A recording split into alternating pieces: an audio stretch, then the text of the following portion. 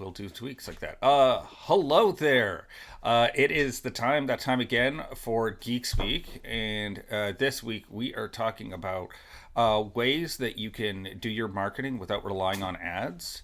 But I think we kind of will talk a little bit about this, but we extend it beyond like the normal channels that kind of people think of, like your SEO and your social media, but kind of thinking about other ways that you can get in front of people. Rena, or could you share this in the It's already done. awesome? I super appreciate Yeah. that. Awesome.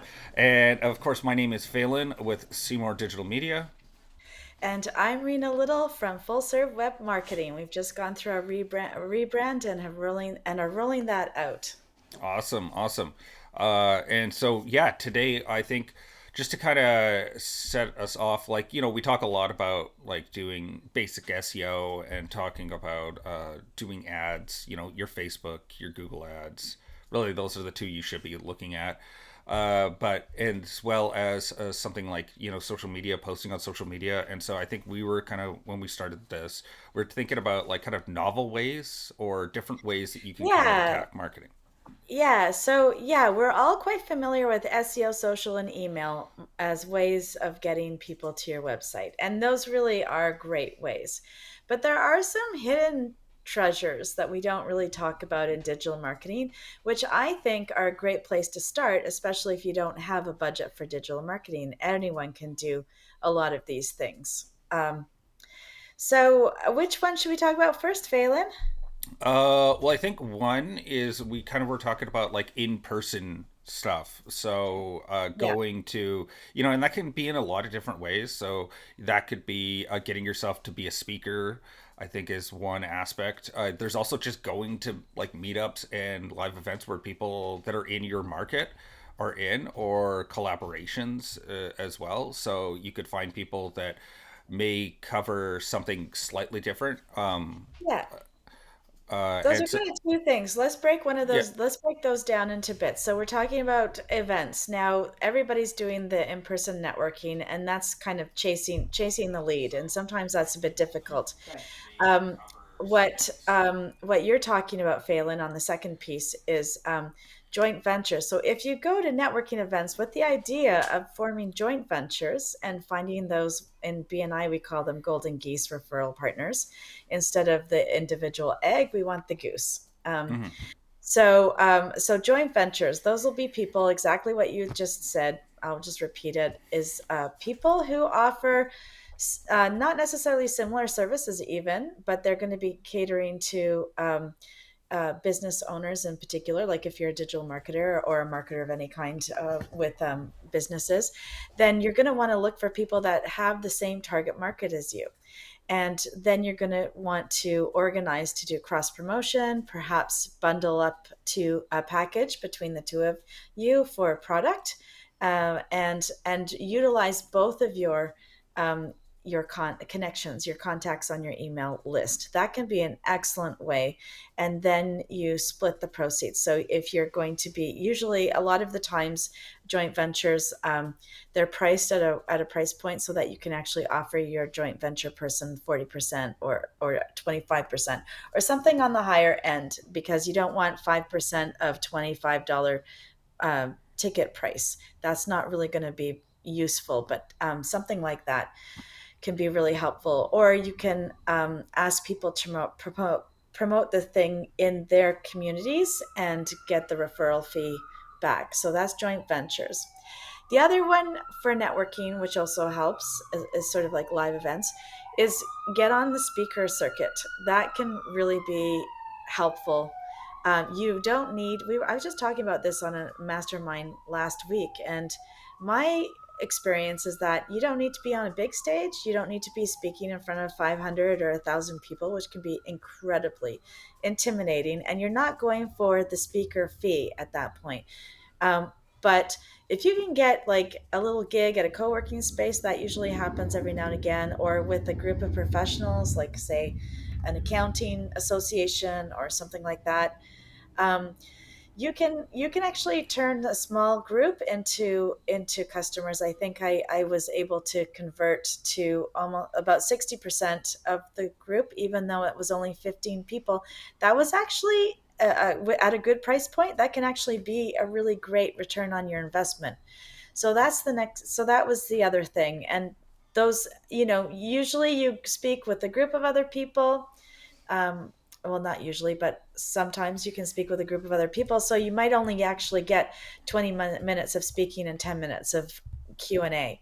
So Yeah. it's not that tricky. And when you're talking about something that you love, something that you do, something that you use to help other people, it actually is much easier than you think if you've never done it before. Um, and so those two things can. I actually watched a woman bring in almost $30,000 on online sales from doing a talk. And this was during COVID, so it was on Zoom. She did a talk at a conference, online conference, and then she had like this whack of traffic that went straight from the talk, the conference talk, to her website, and that converted to about $30,000 in um, in revenue generated from that talk. So it can actually be quite dramatic, Yeah. and really help uplift your. Have you had any experience doing talking gigs, Phelan? I mean, I've we've also hosted our own meetup, so we would give Oh, a right. presentation if no one else did. That was before COVID, Yeah. so I haven't done it Yeah. since then. But that did get us leads. I mean, I'm not gonna lie, Yeah. and it wasn't our intent at all. And we did like host our own meetup, and you Hmm. wind up meeting people that are like-minded, and some people just sort of go, oh hey, like, because you're showing your mastery of like what and you're able to do a presentation for people, and people get that, oh, you know what you're talking about, and so it makes it easy for that other people to then Yeah. recommend you to other people, and so Yeah. it can be really powerful, especially as we're kind of getting like post COVID, whatever that means, Hmm.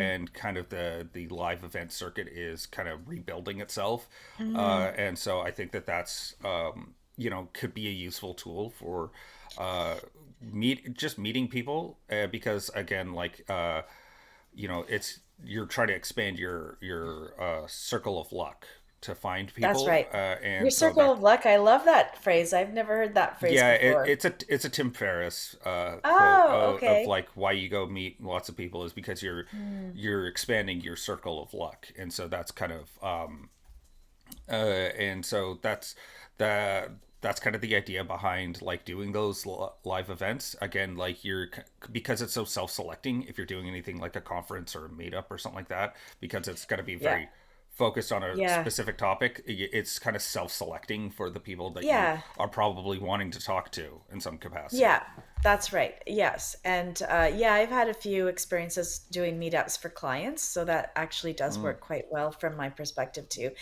And also we know Matt Astafan. He also started a meetup Yep. that just blew up into this gigantic business for him. So it's really great. You can actually use that as your business model, if that's something that aligns with your goals. I'm just going back to our. Oh yes. Oh, I remember what it was. There was one that I wanted to add in, Phelan. That is akin to networking, but we didn't put it on our list. It just sort of came to me, and that is moderating groups that are centered Oh around your. yeah. Like we've got the business marketing mixer group, Yeah. and I actually moderate on a couple other groups also. It doesn't take much time usually to moderate on a group. There's usually a Yeah. group of moderators, and you take a day or something like that. Every group works it differently, and that can actually help you build a visibility, and credibility in your industry. Also, highly recommend. And often people who run groups are overwhelmed. They might not have any help. They really usually welcome the help, Yeah. and especially if the group is well organized. So, or if you want to help organize it well, things that really need to be explicit is in the instructions, directions, um, um, how people should be participating, because people will participate if they understand the rules, but if there are no rules, they'll worry about if they're doing it wrong. So that's a big tip.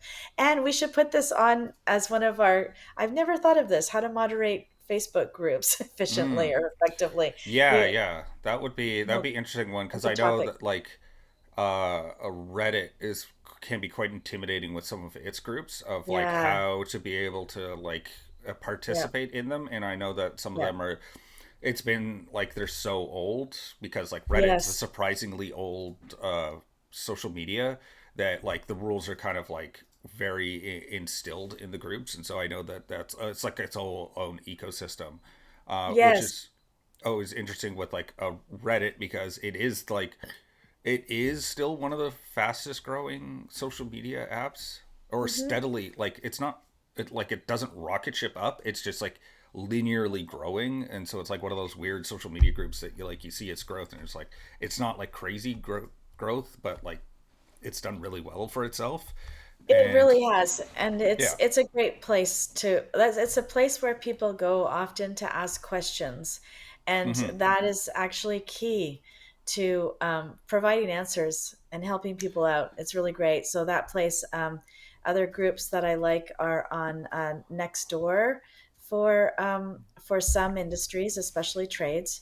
And then on LinkedIn, the weird thing about the groups on LinkedIn is that a lot of them have it so that only the administrators can post, which I think is a mistake. That's weird. Um, yeah, I know. That's a weird setup. Like, why I would you know. join the group then? I know. So I know. So I went through and a few years ago and went through to figure out like where I can post and help my clients, find places to put their content to help grow their business. And I was quite disappointed. I haven't gone back in a while though, so I might do that this weekend or next weekend, and just get back to everyone on my findings for that because they may have changed how it works, and hopefully they have. But that's like the old school. We've got control over the group. We will control the messaging, Yeah. and you will be our listeners, audience listeners. It's like reading the newspaper. Yeah. So For sure, for sure. Yeah, yeah. LinkedIn's always. I admire that LinkedIn's made some efforts to add features to it because it was kind of dry previously, and so I think that they've had mixed bag of like feature set. I know this is a little far afield from what we were talking about, but I do appreciate that they've actually put in the effort to make new features on their like new mhm, and kind of novel features like a newsletter and stuff like that. And so I mhm. think that's I appreciate companies that are trying to do new things with their platforms rather than like Yeah. we're all going to become TikTok, Yeah. like that. Yeah. And so the last thing that I wanted to bring up with the online networking, if you're doing that type of work, sometimes it's really nice to organize links Hmm. or promo codes that are trackable so you can actually see the results. So you'll be able to see in your Google Analytics where the traffic comes from. But if you've done a special post on Facebook and it's not an ad, it's really hard to segment that traffic out. So by using a trackable link or a promo code for that post specifically and only, then you will be able to figure out the number of people that get to your site from there. So I that just was, wanted to, yeah. sorry, just to define what a trackable link is, just so that Oh, yes. everyone's Very on. good. Thank you. Uh, is that you can use something like a tiny URL, which is owned by Twitter, and so that is you can add in UTM codes, which is going to have your source and medium. So the source will be like your Facebook, medium could be, you could say organic, and then you could even have UTM content, and then you can actually identify the content as it comes in. Describe it so that you can identify Yeah. it. And so, and then there's also a really good plugin if you're on WordPress called Pretty Links. And so it could Oh, make, I really like this one because it'll take, you have this really long UTM code and you're not going to post that on Facebook. So what you do is you go to Pretty Links and you say, I don't know, I'm just going to, this is the least imaginative naming, but I'm on the spot. So it'll say like your domain slash, and then Facebook post one. And then if they click on oh, that, it actually goes through all the UTM parameters. And so your Google Analytics will capture all that UTM parameter-ness. And so you can then report on that. But to the right. average person, all they're going to see is Facebook post one. and they click that link and then they go over to wherever that page is. Right. Right. That's super helpful. So, yes, so to figure out how your traffic gets there, and you can actually do that for in person. I mean, Yep. not links in particular, but you can use promo codes for in person networking um, Or or even situations. QR codes as well. If you have like you have a Yeah. QR code on your business card or something like that, and it's specifically tied to I only do this for in-person events. Is Hmm. this one Hmm. QR code, and then that goes to a pretty link that then you can Hmm. track against that. So like All right. you can Well, really like build a pretty good yeah. tracking system even for in-person Mhm. stuff. And so it's not going to be an exact science, but it's not going to hurt to do this stuff as well. Hmm. So the one of the other things that we didn't talk about that's really pretty easy for every a beginner level traffic source is to make sure that you're listed on all the directories that you Hmm. can. So directory would be, well, I think Yelp used to be considered a directory, but it's kind of a social media sort of as bridge. I don't know what Yelp is actually, but Yeah, it I don't think anywhere Yelp that you're knows going to what it be is. anywhere that you're going to be able to put a link. So um, do Yellow Pages still exist? I think they do. I'm thinking like Chamber of Commerce is Yeah. Okay. like a pretty easy lift, and it's Mhm. rather inexpensive. And I mean, we've gotten one of our biggest There are a whole bunch clients. there are a whole bunch of free ones out there though too. So Yeah, if you actually look up in your industry, you can find all sorts of directories where you can list like local businesses. Yeah, you said chamber. You have to be a member of that, or if you're a member of BNI, then you need to make sure that your profile's good there. Better Business Bureau is another one, but again, you have to pay for those. But there yeah, are a bunch of free ones, especially new directories, and you want to make sure that your information is all completed within those free directories and your links to your website are accurate. So and if you when you make changes, what I usually like to do is as I'm filling them out, you can Google, first of all, Google your business, because you'll see a lot of them will come up because they auto populate.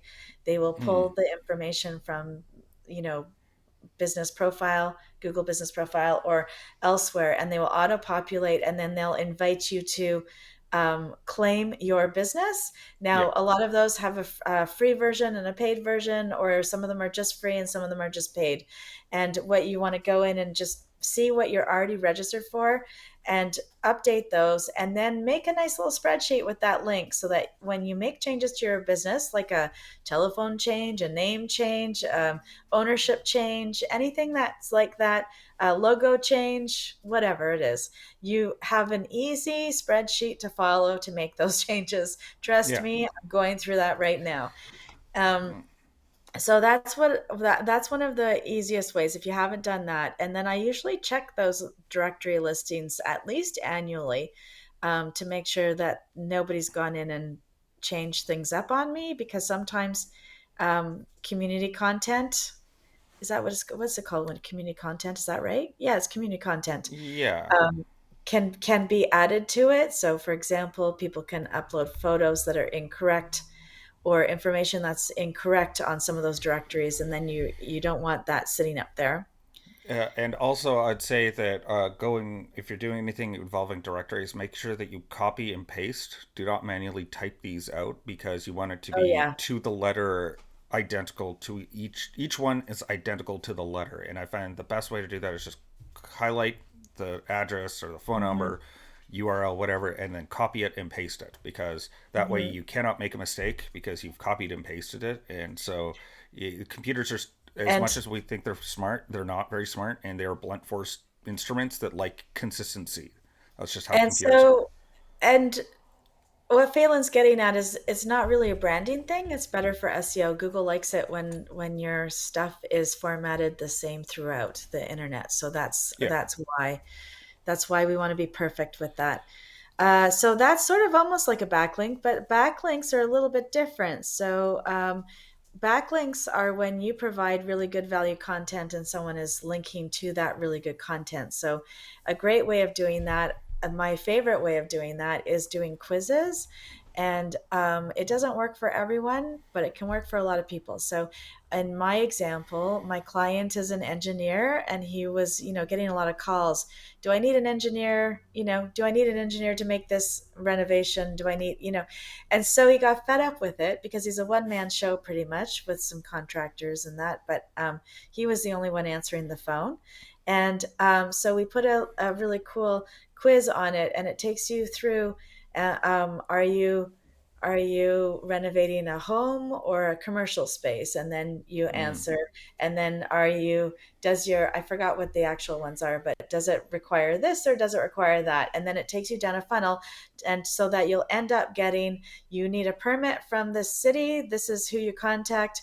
You need to talk to an engineer, uh, fill out here's my number. yeah, here's my number. And then the third one is, you don't need an engineer. You can just hire a contractor for this job. And it Hmm. made things really easy. So that type of thing so that ends up being a really good backlink actually for the city of Vancouver, in fact. Yeah. So it can work like a backlink, but you can actually do things like, for example, and this is just an example, we haven't actually done this, but if Phelan does a lot of my Google ad stuff. So if I wanted to send him work, because I don't really want to do the Google ads, I could set up, and actually I do, but this is just an example. I could set up a similar quiz for him and then send people his way. And that would be a backlink on my website to his site.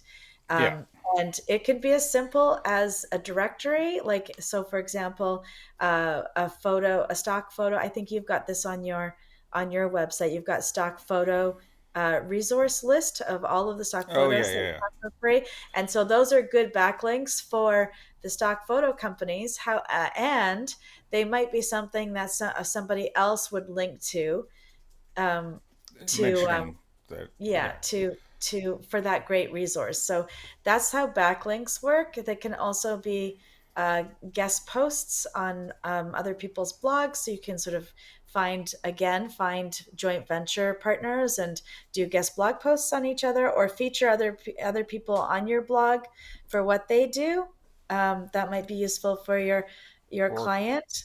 cover a topic in a novel way. And so you're Yes, using this website that gets way more traffic than your website, and then you get a yes, backlink to yours, but you've built them a really good piece of content that's that's right. novel and helps their audience. And so the reward for that is that you get a backlink, and it's not going to be That's right. those are difficult because that's kind of like it's a quite saturated market for those. But it Yes. never hurts if you've got a novel approach to something. Yeah, so the other way to kind of do that a little bit differently would be in the micro influencer space. So instead of putting it on your blog post, you might actually feature somebody's product or service on your TikTok or your Instagram video, or go live in Facebook or something like that, and then send people to your joint venture person's website. And that's a similar type thing. So that's another way to get a lot of traffic, especially if someone's got, not maybe a few more than 1,000 people that are following them, or they've got really good targeted followers like that. Say for Yeah. example, if all of my followers are local in Vancouver, and I'm featuring a Vancouver restaurant, Yeah. then that might actually work really well to get people to the website. Yeah, or I also think of like if I'm selling like a micro, like a small fireplace, I'd be targeting people that are homesteading influencers, right? Because I get a lot of those Right. being kind of the guy that I am. I get a lot of Yeah. those guys. So if they're all showing off this product, and it gets backlinks back to my store where I'm selling this Yes. fireplace, like then that really makes sense as to them showing Mhm. you. And that also counts as kind of like user generated content. I mean, granted, it's a little more involved. It's closer, Mhm. much more to the influencer side of things. So I just want to clarify though that I think there's a really big difference between influencer and micro influencer, because influencers can be managed by management companies, and it can cost quite a bit of Yeah, money, and this can be quite extensive and professional. Micro influencers, on the other hand, have a smaller following. They might be someone like me or Phelan, or I mean, I don't know what your TikTok's like, Phelan. I don't, but let's just non-existent. pretend. Yeah, let's pretend.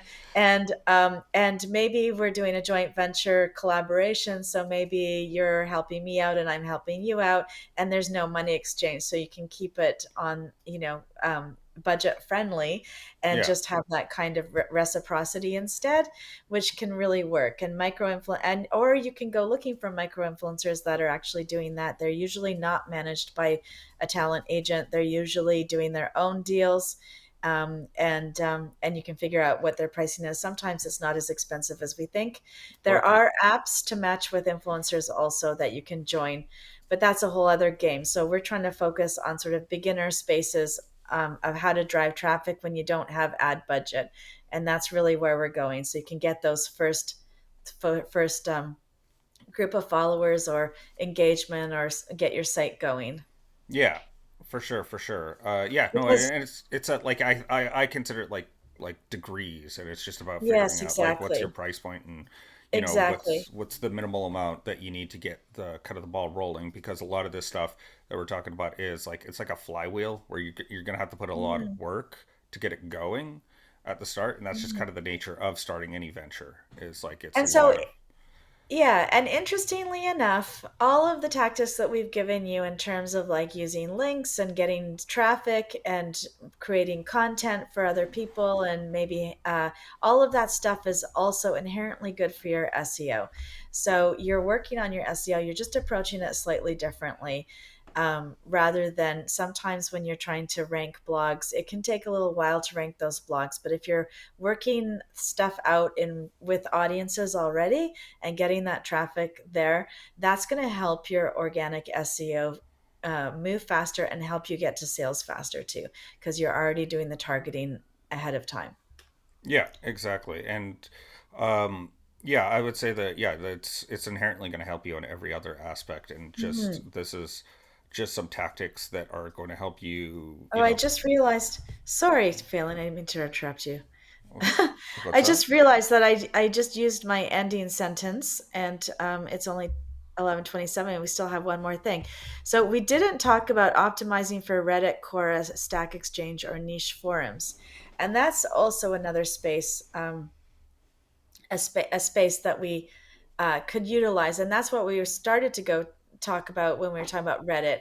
But Quora, or I think, is Ask Me still a thing? Ask Jeeves is Ask Jeeves. I don't think That was Ask the Jeeves. I first think one. I Ask think that's the Me. first one. Yeah, Ask Jeeves was But one of the very first ones that ever existed, so I always think of it. But yeah, any of those places where people will be asking questions. So if you're really good at tech, then you might want to join, the Apple forum or the Microsoft. I don't know, does Microsoft have a forum? I only know about the Apple forum, or any kind of forum where your expertise can be lended. So that's the similar as how it works in Facebook groups and LinkedIn groups. It's just a forum instead. So you're going to look for those types of things, and Reddit has all of that in it. And yeah, yeah, so uh, you can sign up with Quora, and they'll actually send you prompts every week. I think I get them where I could answer some questions for some people, and that helps me rank and and we can do the backlinks too. You add links in there too.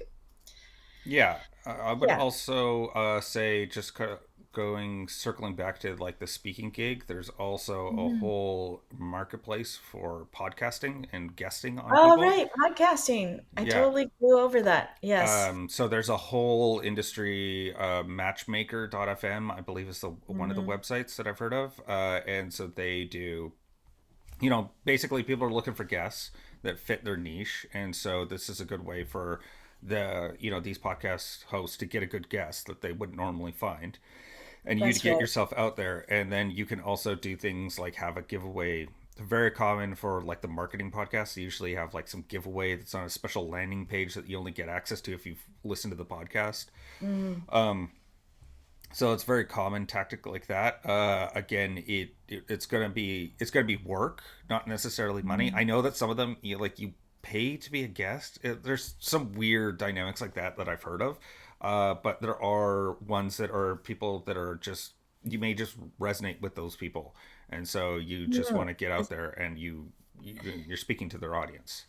Yeah, it's the same concept as getting on a stage. If you're with Yeah. the right niche audience, you don't need thousands and thousands of viewers because especially if you're selling services, how are you going to sell like thousands and thousands of your services? You only need probably five good clients from that.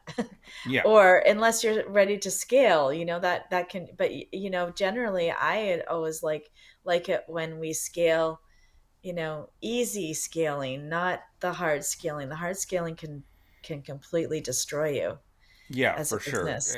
And Yeah. yeah, it's if you're doing, yeah, especially service stuff.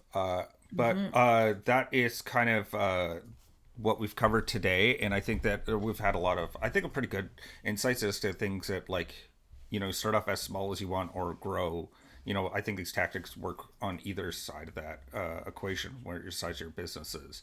So I think that was really good, and of course, my well, I'm just saying it was good because I'm We hope you reflecting. found value, is what Phelan means. Well, I think this is the first time, Phelan, we've actually covered our entire list on time and yeah, went through everything quite well. So this was actually a good amount of content for this half hour. I hope you really enjoyed it. If you want to join us in the Business Marketing Mixer Facebook group, find us there. Otherwise, you can come back wherever you found us today. You can come back every Thursday. We launch a new episode at 11 a.m. Pacific time.